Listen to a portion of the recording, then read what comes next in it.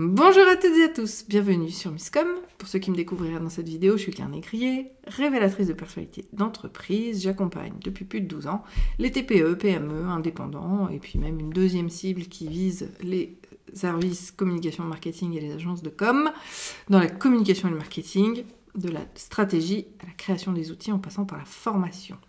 Depuis 2 semaines sur Misscom pour finir l'année en beauté et voire, je dirais, 2022 sous les meilleurs auspices, je vous propose des lives vraiment au niveau de la stratégie de communication.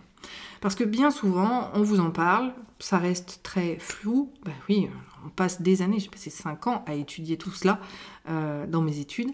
Ça commence à remonter, malgré tout. Mais forcément, on ne peut pas vous demander de faire des choses que d'autres ont mis 5 ans à acquérir en termes de connaissances et de compétences. Et puis surtout, et c'est là où je voulais en venir, c'est qu'on vous dit il faut faire, mais on ne vous explique pas forcément comment, ou on vous donne juste une trame, et surtout on ne vous explique pas le pourquoi. Et moi j'ai vraiment envie de rentrer dans ce détail-là pour que vous puissiez comprendre l'intérêt de toutes ces choses-là. Aujourd'hui, on voit un autre point donc, de la stratégie de com qui est le mix marketing ou marketing mixte. Les deux existent, que ce soit du français ou de l'anglais. On inverse juste les deux mots, mais ça veut dire exactement la même chose. Le fameux marketing mixte, on le connaît aussi sous l'autre appellation et terminologie des 4 P. D'accord ? Les 4 P sont en fait les 4 lettres commençant par P de l'anglais, qui signifie product, price, place, promotion. En français, produit, prix, distribution, communication.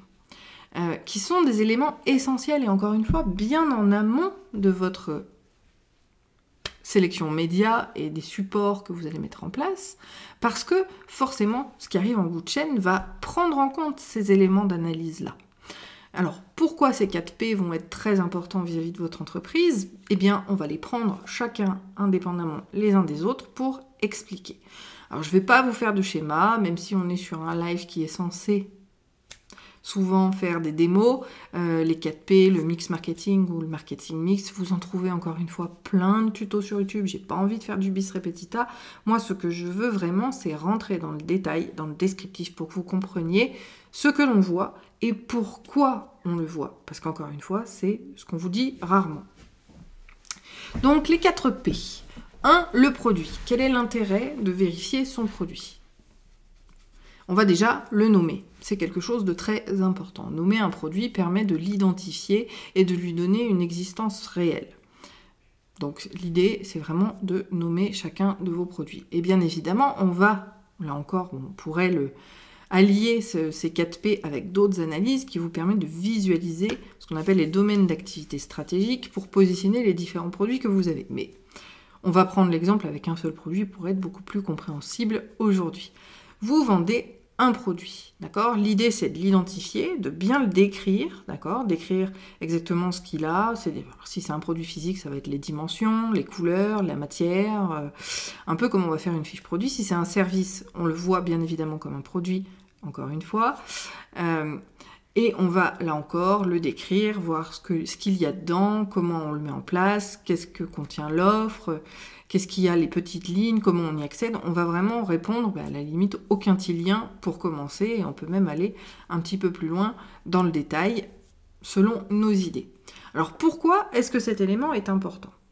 Parce que tout simplement, il faut pouvoir le mettre en concurrence avec les éléments du marché. D'accord ? On va beaucoup parler du marché aujourd'hui, d'ailleurs, vis-à-vis de ça. Mais l'idée, encore une fois, c'est de comprendre le pourquoi. Plus on va être détaillé sur un produit, plus on pourra en trouver ce qu'on appelle en marketing les sources de différenciation. Si vous êtes exactement comme le concurrent d'à côté, si vous n'avez aucune différence de votre produit, que ce soit en termes de qualité, que ce soit en termes de prix, que ce soit en termes de visuel, que ce soit... En gros, vous fournissez, si je prends des produits physiques chez exactement le même fournisseur et vous appliquez la même méthodologie auprès des mêmes cibles et avec le même tarif, il y a de fortes chances que si vous êtes le nouvel entrant, que vous n'y arriviez pas. Parce que les gens ne vont pas changer sous prétexte de... Alors ça, encore une fois, c'est pas tout blanc et tout noir, je vous le rappelle, on est plutôt dans les gris. Ça va être valable notamment par rapport à la localité. D'accord ? Si vous êtes une boutique physique sur chez laquelle on va aller, et bien plutôt que d'aller à 40 km parce que la boutique la plus proche le proposait et il fallait faire 40 bornes pour le faire, et bien si vous êtes en local, là vous aurez effectivement cette distinction et on va justement le voir par rapport aux 4P. Mais déjà d'emblée, on va mettre à plat ce qu'est votre produit, comment il est, on va rentrer dans tous les petits détails, l'idée étant de voir s'il a bien un aspect distinctif vis-à-vis des autres produits pour s'assurer de sa viabilité sur le marché.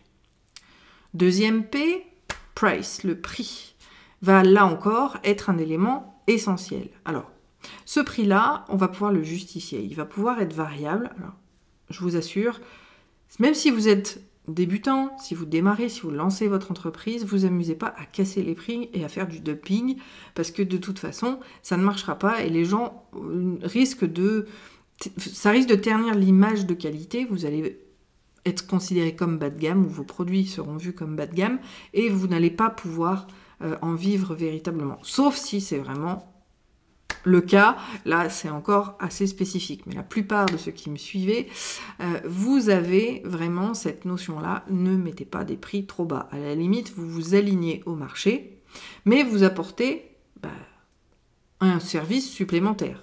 Exemple, on est en période de Noël, vous vendez le même, je pense à ma cliente Goodies Pop, vous vendez des pops, il y en a plein sur internet, et vous le vendez dans un papier cadeau déjà emballé et il n'y a plus qu'à le mettre sous le sapin. C'est une source de différenciation qui peut faire la différence sur un marché où les prix sont relativement fixes et banals et où on ne va pas pouvoir jouer sur le prix pour faire la différence sur son marché. Et ça, c'est valable, encore une fois, pour beaucoup de monde. Donc, on rajoute des services, du service en plus, du service ou des services en plus à l'intérieur de son produit, que ce soit un produit physique ou un service, encore une fois. Donc ça, c'est pour le P, de prix. Le P suivant, le place, qui veut dire distribution, c'est bien évidemment le lieu de distribution de votre produit et sur quels sont vos canaux de distribution à vous. L'idée, encore une fois, ça va être de voir si vous vous positionnez à un endroit où il y a plein de concurrents déjà, ou si vous allez pouvoir faire la différence, et surtout, comment vous allez communiquer auprès de ces distributeurs. Et à l'intérieur de ces distributeurs, puisque c'est pas forcément des interlocuteurs. Parce que, justement, voyons le détail, il y a effectivement les distributeurs chaînes de magasins dans lesquels vous allez positionner vos produits dans les linéaires, c'est les rayons du magasin, où là, vous avez un travail de référencement produit à faire, et c'est pas le référencement sur Internet, c'est bien le référencement en magasin, qui est vraiment une démarche très particulière et très spécifique à monter et à mettre en place pour avoir ça. Donc, vous avez cette notion de référencement, de distribution auprès des magasins, mais au final, votre lieu de distribution, même si vous êtes digitalisé, vous en avez. Généralement, comme Misscom, c'est les réseaux sociaux. Vous allez pouvoir proposer votre produit. Alors aujourd'hui, Facebook vend un petit peu moins en termes de ventes et de chiffres générés, mais par exemple, notamment sur les produits physiques, Instagram marche beaucoup. L'axe de distribution va être Instagram. Si vous avez d'autres supports, ça va être effectivement, ça peut être votre site, votre site web. Les réseaux sociaux, c'est deux réseaux de distribution différents. Vous pourriez être sur Amazon et toutes ces marketplaces. C'est un troisième lieu de distribution. C'est là où on va pouvoir rencontrer votre produit. L'idée encore, c'est de pouvoir identifier les opportunités vis-à-vis de votre cible. Alors là, on met en exergue deux choses. La première, les concurrents, que l'on va pouvoir visualiser et savoir s'ils sont au même endroit que vous. L'idée étant que si vous êtes le seul, c'est toujours beaucoup plus facile, si c'est bien fait, parce que si vous êtes tout seul, parfois il faut quand même vérifier, est-ce que vous êtes vraiment au bon endroit. Mais si vous avez identifié un réseau de distribution où il y a un besoin et où votre produit sera effectivement vendu, mais où personne ne s'est encore placé, eh bien c'est une opportunité en termes de vente et de communication pour pouvoir dire, vous allez pouvoir me trouver à tel endroit. De la même manière, eh bien pour ceux qui ont des lieux de distribution qui sont comme tout le monde, prenons les réseaux sociaux où tout le monde vend ou essaye plutôt de vendre ses produits et services sur les réseaux sociaux, qu'est-ce qui pour vous va faire la différence? Là, l'idée, c'est véritablement de matcher avec les attentes des utilisateurs et de voir sur cette plateforme-là de distribution. Là encore, on ne le voit pas comme support de communication, mais on voit les réseaux sociaux comme support de distribution de ces produits et services, de voir comment effectivement les gens réagissent et on va faire les choses en bout de chaîne parce qu'on a mis un prix, on a un lieu de distribution, mais comment se passe l'achat? Alors sur un lieu physique c'est toujours très facile puisque ça se paye à la caisse au bout, mais si on prend les réseaux sociaux, comment ça se passe? On rentre justement dans le tunnel d'acquisition, le tunnel de vente, même si j'aime pas ce propos-là, malgré tout vous le connaissez, donc autant prendre des termes que vous comprenez. Ce tunnel de vente, il faut l'amener jusqu'au bout. Ok, donc la distribution, c'est ça. Donc je vais faire, et c'est pour ça que les 4 sont vraiment tous liés, vont faire donc le dernier P, la promotion, en anglais, donc c'est la communication. Je vais communiquer, mais je vais communiquer d'une certaine manière parce que si j'ai un prix élevé, je vais être haut de gamme, donc je ne vais pas communiquer de la même manière que si j'ai un prix bas qui est bas de gamme. Et puis forcément, ce prix est en corrélation avec le produit, bien évidemment. Et puis forcément, si je le distribue à un endroit en particulier, je ne vais pas publier, je ne vais pas parler de la même manière que sur un autre support de communication. Donc il faut prendre en compte le lieu de distribution à proprement parler. On va prendre aussi les utilisateurs de ce lieu de distribution pour pouvoir communiquer avec eux de la meilleure manière qu'il soit. Je vous reprends l'exemple, je crois que c'était Biocop, une nouvelle boutique qui avait ouvert pas très loin de chez moi. Eh bien, ils ont distribué des sacs Kraft dans toutes les boîtes aux lettres de leur zone de chalandise en disant, vous remplissez ce Kraft de ce que vous voulez dans le magasin, c'est gratuit pour tout passage à la caisse. C'est une façon, c'est un moyen de communication en utilisant le lieu de distribution. Et pour le coup, là, l'objectif, c'était de faire connaître le nouveau point de vente.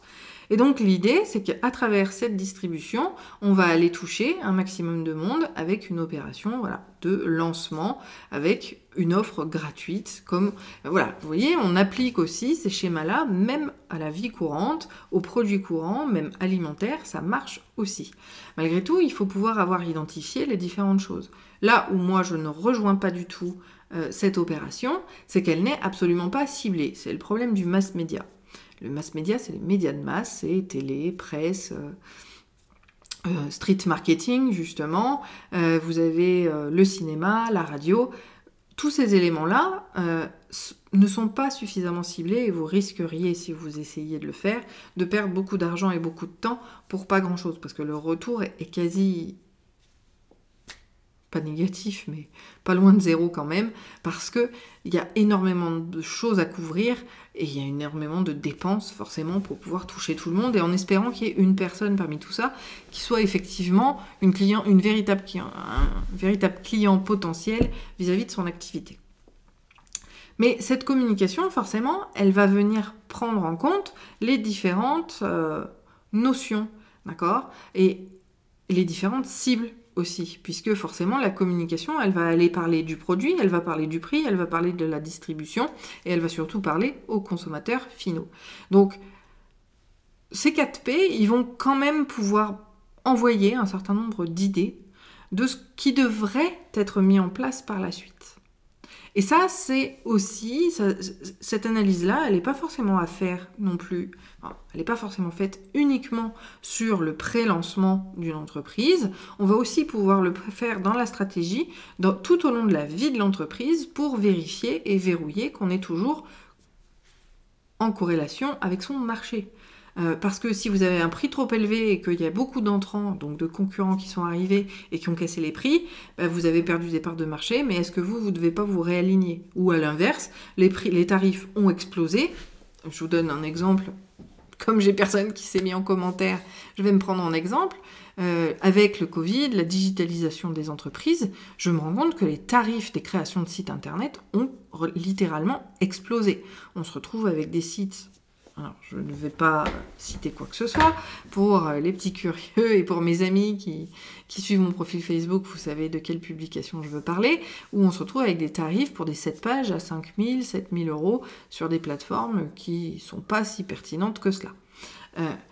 Et ça, forcément, c'est aussi l'offre et la demande, mais c'est parce qu'il y a eu beaucoup de demandes, donc les prix ont eu tendance à augmenter. Mais forcément, si moi je viens là et que je me rends compte que moi je fais un tarif 7 fois inférieur au tarif du marché, je risque pas d'avoir beaucoup de clients sur ce produit-là, ce service-là de création de site web, parce que je ne suis plus dans les grilles. Et c'est la perception finalement de notre audience qui va venir travailler là-dessus. Et forcément, si je suis complètement en dessous du marché par rapport aux tarifs d'aujourd'hui, les gens n'auront pas confiance dans ce que je fais, malgré un beau portfolio, parce que je n'ai pas les prix qui sont en corrélation avec ce qui se fait de manière générale. Alors après, quand on a une communauté, etc., ça peut se défendre.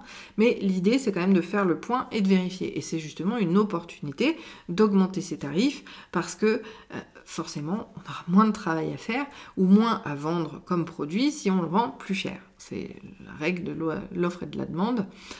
Et malgré tout, ça reste intéressant pour soi. Donc là encore, le prix et le produit vont venir travailler tout cela. La distribution également, parce que la distribution, elle vous offre aussi une notion de multi-cibles sur lesquelles communiquer. Parce que certes, il y a une communication à faire auprès des clients finaux sur où trouver votre produit, mais vous avez le distributeur aussi avec lequel il va falloir que vous communiquiez, donc ça fait déjà 2 cibles, 2 façons de communiquer différentes, et il y en a même une troisième, c'est celle qui va venir vous faire conseiller le distributeur sur le message à transmettre vis-à-vis de ses clients. Donc c'est un troisième segment de communication, une troisième vision de communication à laquelle il va falloir penser et pour laquelle le fait de faire le marketing mix, vous allez avoir la visibilité de tout cela et c'est quelque chose de très très important. Et forcément, sur la communication, vous allez lister les points que vous pensez mettre en œuvre ou ce que vous avez déjà fait pour pouvoir faire l'analyse de ce qui fonctionne et de ce qui ne fonctionne pas. Là encore, vous pouvez, dans la communication, aussi, pourquoi pas, regarder. Et à la limite, c'est la seule fois où moi, j'accepte que mes clients le fassent, c'est comment communiquent les autres acteurs du marché. Parce que pour ceux qui sont là depuis longtemps, ils connaissent parfaitement la cible, ils savent, parce qu'ils sont avec eux, et donc avec vos clients potentiels en contact régulièrement. Donc en général, leur façon de communiquer, alors quand je parle de façon, c'est plutôt les éléments qu'ils communiquent sont les éléments attendus par l'audience. Donc forcément, vous allez pouvoir vous dire, ok, donc lui, il parle pas vraiment du prix, donc c'est pas le prix qui va intéresser la cible, ça va être justement ce à quoi est composé le pack. Ce de quoi est composé le pack.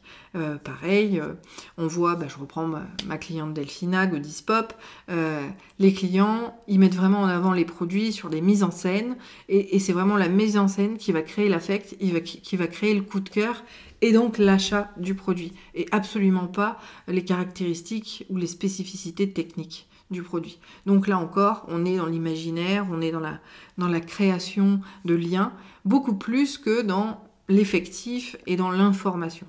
Donc, forcément, ça nous donne une idée sur comment on va aller communiquer. Et dans les 4P, on va effectivement noter les grandes lignes à laquelle on pense que la stratégie validera par la suite. Voilà un petit peu pour ce mix marketing qui reste un élément incontournable de la stratégie de communication. J'espère que, à travers ces quelques minutes, quelques dizaines de minutes même d'explications, vous aurez compris surtout l'intérêt de cela. C'est pour verrouiller, pour valider votre produit, votre façon de faire, afin de vous assurer de la viabilité de votre produit, de votre service, et in fine forcément celui de votre entreprise. Si vous avez des questions, n'hésitez pas à les poser en commentaire. On se retrouve demain sur Facebook, mais surtout à la rentrée l'année prochaine sur YouTube, puisque c'était la dernière de l'année. Je me mets un petit peu off, moi aussi. En attendant, si vous avez des questions, des idées, je vous invite à les partager en commentaire. Si vous avez travaillé le marketing mixte ou le mix marketing de votre entreprise, n'hésitez pas à partager justement ce que ça vous a apporté, comment vous l'avez fait, ou est-ce que vous étiez justement pas du tout au courant de tout cela et que ça a pu vous éclairer et vous aider à comprendre pourquoi c'était important de le faire. N'hésitez pas à partager votre opinion aussi en commentaire. Je vous souhaite une très bonne journée, un très bon appétit et je vous dis à très vite. Bye!